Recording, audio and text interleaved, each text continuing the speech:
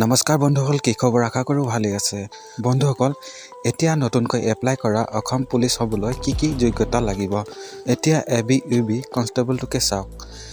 যিকোনো constable battalion কেম্পত থাকে সেইবোৰ হৈছে AB কনষ্টেবল, আৰু যিবোৰ থানাত থাকে সেইবোৰ হৈছে UB কনষ্টেবল। AB কনষ্টেবল পদত যদি আপুনি এপ্লাই কৰিব বিচাৰে তেনেহ'লে আপুনি মাত্ৰ 10 পাছ কৰিলে এই পদসমূহত এপ্লাই কৰিব পাৰিব। আৰু যদি UB কনষ্টেবল পদত যোগদান কৰিব বিচাৰে তেনেহ'লে 12 পাছ কৰিব লাগিব। আৰু এই পদসমূহত যোগদান কৰিবলৈ কোনো ধৰণৰ পাৰ্চেণ্টেজ নালাগে। বিন্দাছ 10-12 পাছ কৰিলে আপোনালোকে এই পদসমূহত এপ্লাই কৰিব পাৰিব। প্ৰথমে আপুনি যেতিয়া এপ্লাই কৰিব তাৰ পাছত এডমিট কাৰ্ড আহিব। ইয়াৰ পিছত যাৰ এডমিট কাৰ্ড আহিব তেওঁলোকৰ ফিজিকেল টেষ্ট অনুষ্ঠিত হ'ব।